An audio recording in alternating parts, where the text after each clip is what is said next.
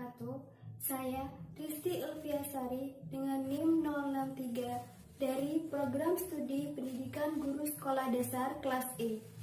Di sini saya akan menjelaskan materi tentang metode inquiry sosial dan model studi etnik.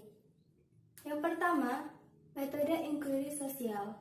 Menurut Hamalik, inquiry sosial atau social inquiry adalah metode belajar yang mengharuskan siswa untuk menemukan jawabannya tanpa bantuan khusus. Sedangkan menurut Sujana, metode inquiry sosial akan menciptakan kondisi belajar yang efektif dan kondusif, serta mempermudah dan memperlancar kegiatan belajar mengajar. Metode inquiry sosial dipandang sebagai proses belajar untuk menemukan kombinasi aturan-aturan yang dipelajarinya terlebih dahulu, yang digunakan untuk memecahkan masalah yang baru. Kondisi belajar pada saat penerapan inquiry sosial juga perlu diperhatikan. Menurut Nasution, ada dua kondisi belajar yang perlu diperhatikan.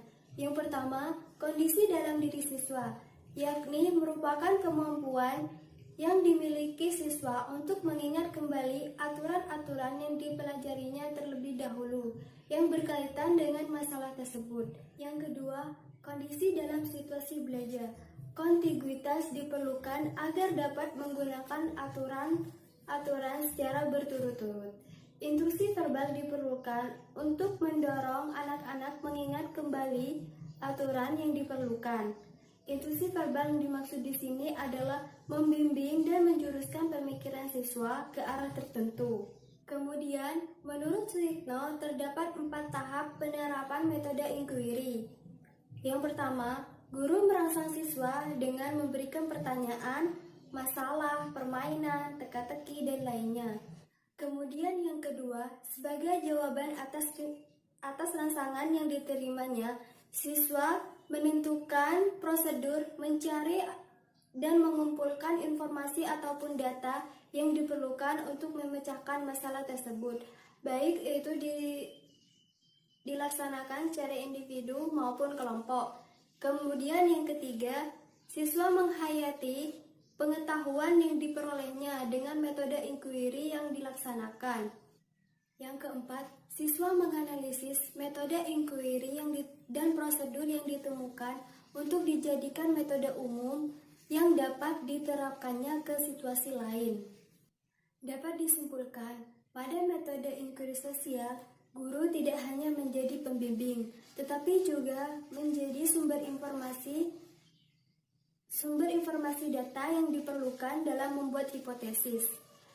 Selain itu, pada metode ini, siswa dituntut untuk lebih banyak belajar sendiri dan berusaha mengembangkan kreativitas dalam pengembangan masalah yang dihadapinya.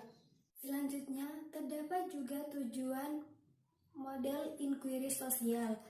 Tujuan utama pengajaran inquiry sosial adalah menyediakan peralatan atau cara kepada siswa untuk mengembangkan keterampilan intelektualnya dalam memecahkan masalah. Perhatian utama pada inquiry sosial ialah pengembangan proses mental, seperti mengidentifikasi dan menganalisis masalah, menyusun hipotesis, mengumpulkan dan mengklasifikasi data yang relevan, menguji hipotesis sampai pada penarikan kesimpulan. Untuk itu, siswa diminta berkembang secara bebas. Selanjutnya, langkah-langkah penerapan model inquiry sosial. Pertama, orientasi. Pada tahapan ini, siswa dibantu oleh guru mengambil suatu masalah untuk dijadikan bahan pokok pembahasan. Masalah yang diambil dapat dari kehidupan masyarakat yang sedang hangat dibicarakan. Yang kedua, hipotesis.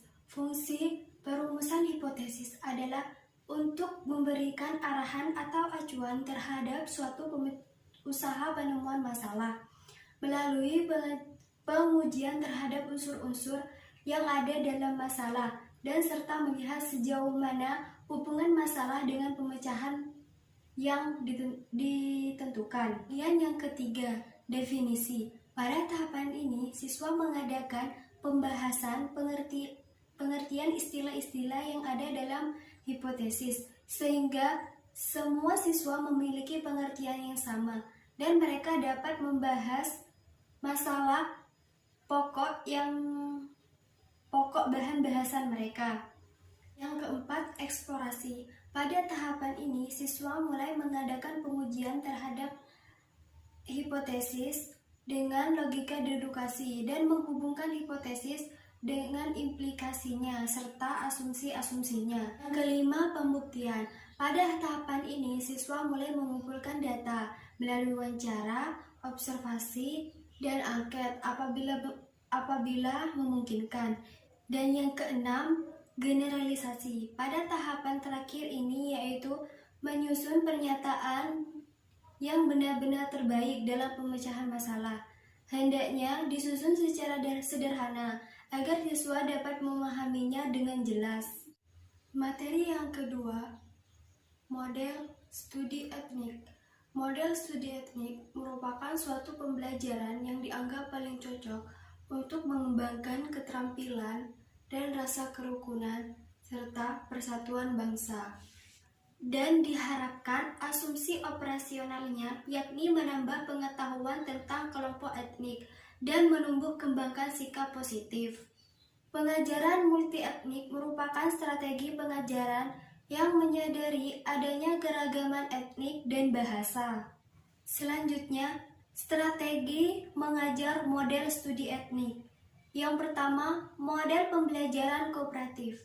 Sebuah model pembelajaran yang mengutamakan pengembangan keterampilan kelompok yang berfungsi untuk memperlancar komunikasi dan pembagian tugas.